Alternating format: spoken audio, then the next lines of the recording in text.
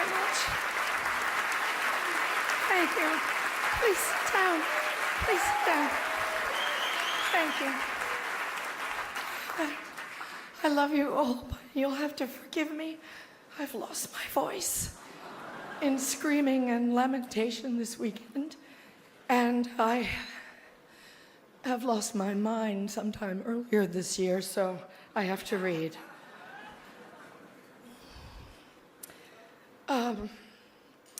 Thank you, Hollywood Foreign Press.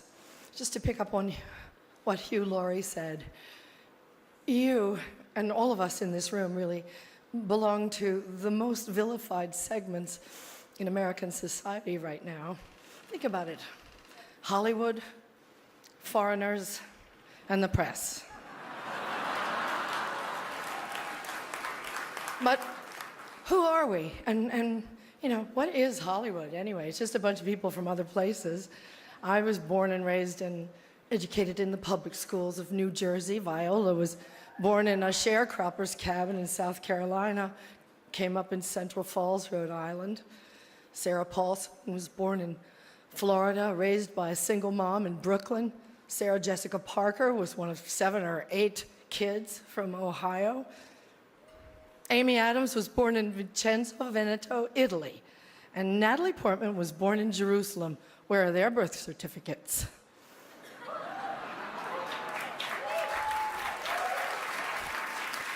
And the beautiful Ruth Nega was born in Addis Ababa, Ethiopia, raised in Ireland, I do believe. And she's here nominated for playing a small-town girl from Virginia.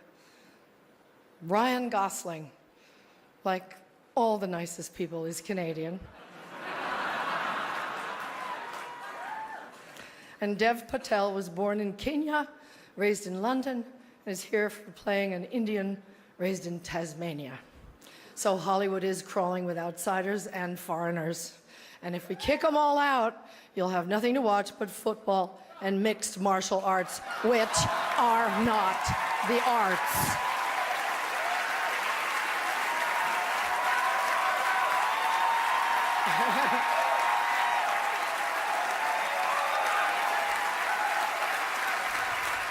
They gave me 3 seconds to say this, so. An actor's only job is to enter the lives of people who are different from us and let you feel what that feels like. And there were many, many, many powerful performances this year that did exactly that, breathtaking, compassionate work. But there was one performance this year that stunned me. It sank its hooks in my heart, not because it was good. There was nothing good about it. But it was effective and it did its job. It made its intended audience laugh and show their teeth.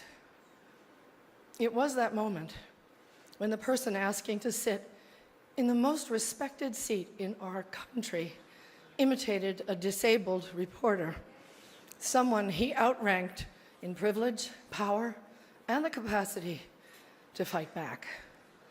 It kind of broke my heart when I saw it, and I still can't get it out of my head because it wasn't in a movie. It was real life. And this instinct to humiliate, when it's modeled by someone in the public platform, by someone powerful, it filters down into everybody's life because it kind of gives permission for other people to do the same thing. Disrespect invites disrespect. Violence incites violence. When the powerful use their position to bully others, we all lose. Okay, go up with that thing. Okay, this brings me to the press. We need the principled press to hold power to account, to call them on the carpet, every outrage.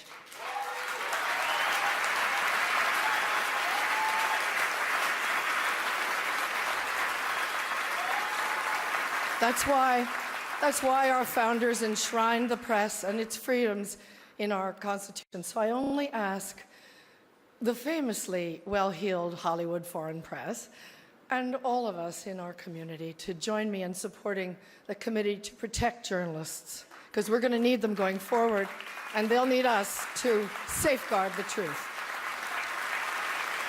One more thing.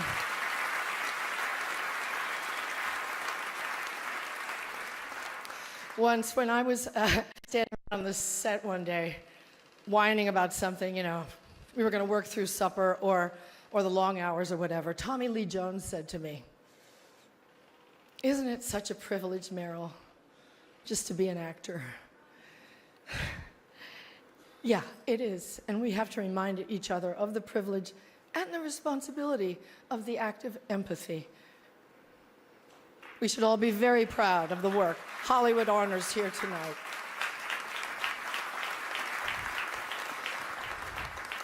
As my friend, the dear departed Princess Leia, said to me once, "Take your broken heart, make it into art." Thank you for it.